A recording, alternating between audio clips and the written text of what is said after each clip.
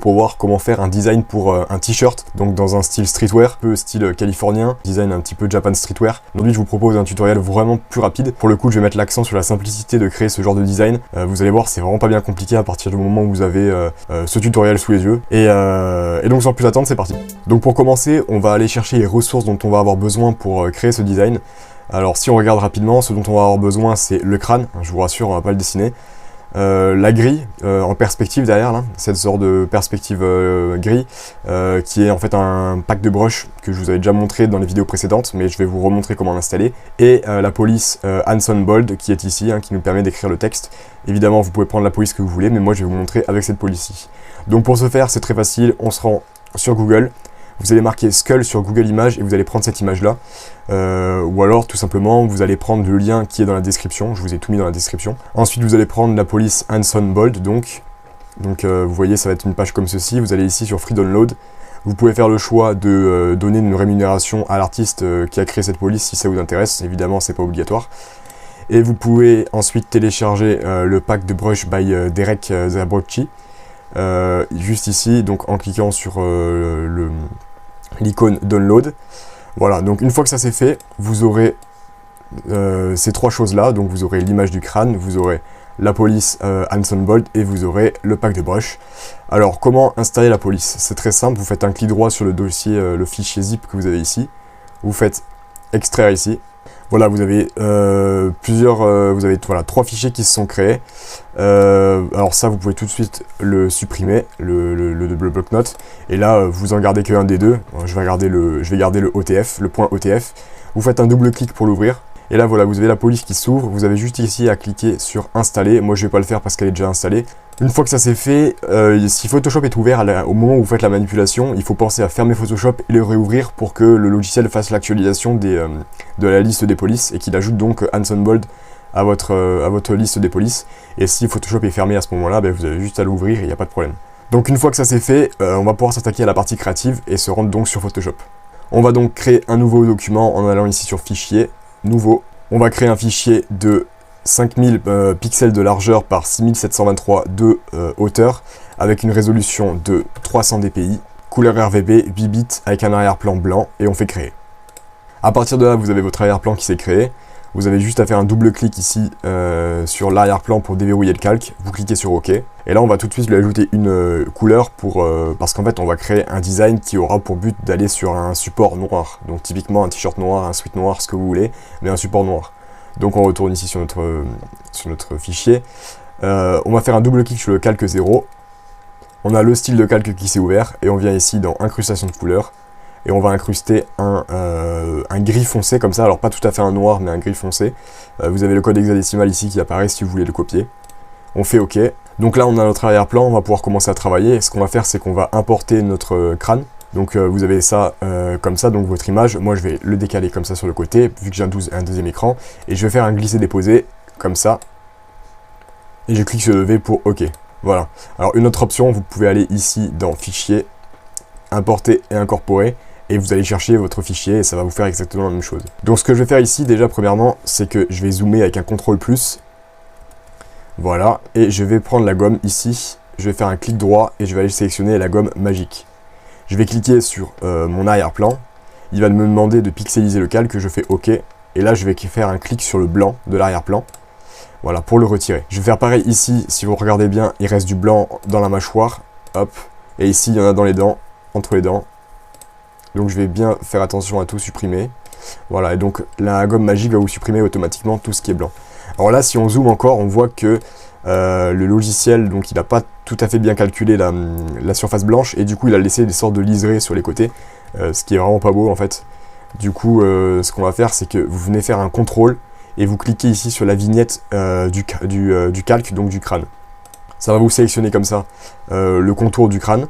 Vous allez ici dans sélection, vous allez faire modifier, contracter et vous allez mettre 5 pixels.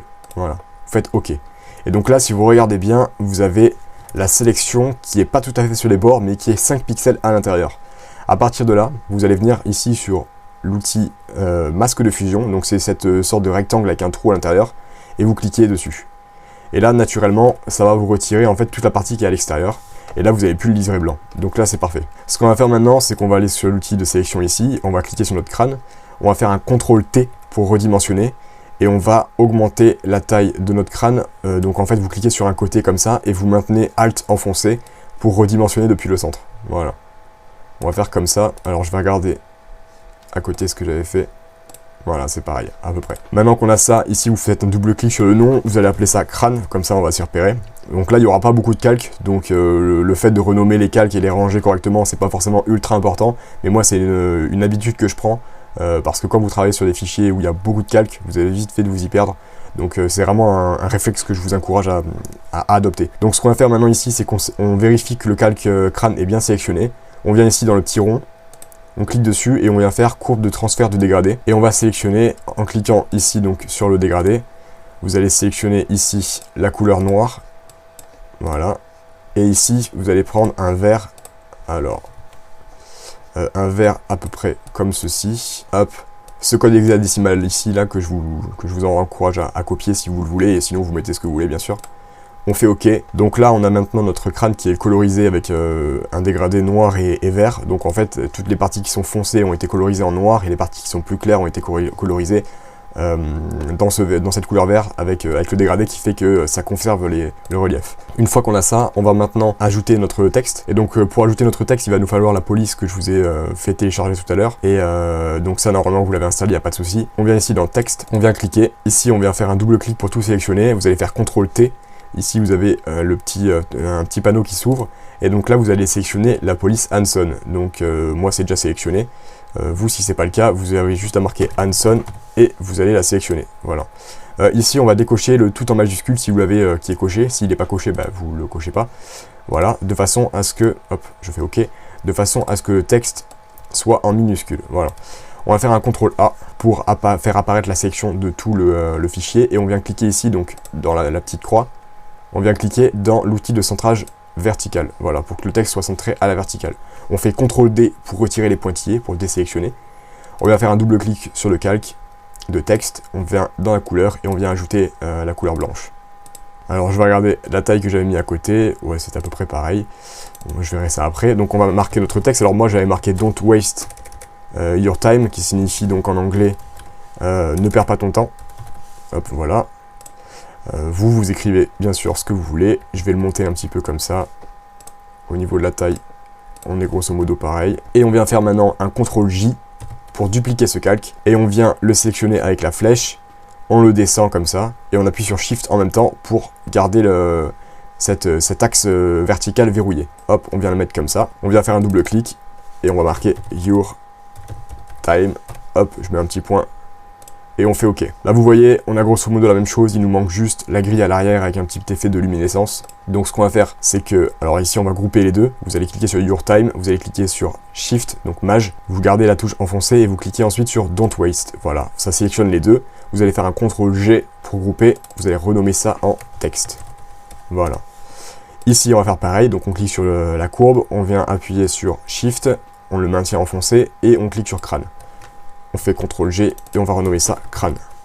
Ensuite, on vient sur le calque 0 qui est tout en bas et on va créer un nouveau calque donc avec cette sorte de petite feuille ici. On clique, on va appeler ça grille.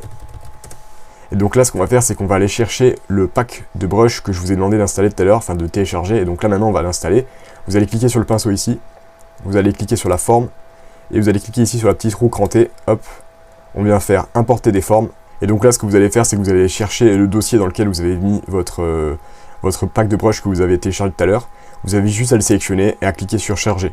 Une fois que votre brush est installé, vous avez juste à aller sur le pinceau, hop, vous allez cliquer sur la petite flèche ici. Et donc là, par défaut, normalement, vous aurez ça. Forme générale, pinceau à sec, pinceau humide et forme à effets spéciaux. Et donc là, vous allez avoir, alors ça vous l'oubliez, c'est un autre pack que j'ai téléchargé une autre fois. Vous allez donc avoir ce Free Photoshop Brushes d'Eric Zabrocki qui va s'ajouter. Vous avez juste à l'ouvrir de cette façon-là et vous faites défiler. Voilà, jusqu'ici, et vous avez ce symbole-là. Alors normalement, par défaut, le nom, c'est pas grille perspective, c'est autre chose, c'est Perspective Lines, je crois, ou un truc comme ça. Moi, je l'ai renommé parce que c'est plus clair pour moi. Vous cliquez dessus, vous allez sélectionner une largeur, enfin une épaisseur de 5000 pixels, donc qui est la taille de notre fichier en largeur. Et vous allez sélectionner une couleur un petit peu verte comme ça. Vous allez vous mettre vous voyez, vous centrez un petit peu comme ça, et vous faites un clic. Voilà. Et là, ça vous a ajouté la perspective grille, la grille de perspective, qui apparaît comme ça. Donc là, c'est parfait. Alors au niveau de la couleur, j'avais mis quoi? J'avais mis, voilà. Donc je vous mets le code hexadécimal ici. Vous avez juste à le recopier. Ensuite, ce qu'on va faire maintenant, c'est qu'on vient recliquer sur le calque 0.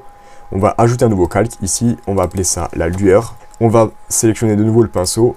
On vient ici. On va remonter tout en haut. Et on va prendre une forme générale. On va prendre le arrondi flou. Voilà.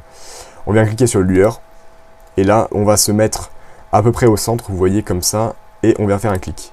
Voilà, ça nous a ajouté une lueur. Et donc là, c'est parfait. Vous voyez, on a la même chose qu'à côté. Ouais, alors... À quelques détails près, vous voyez, la disposition est un petit peu différente, mais grosso modo c'est pareil. Juste là, la lueur est un peu trop importante, donc on va ici dans l'opacité, on va la réduire, on va la mettre à 50%. Donc vous voyez, si je l'enlève, on voit nettement la différence, mais elle est quand même légère, et donc c'est parfait.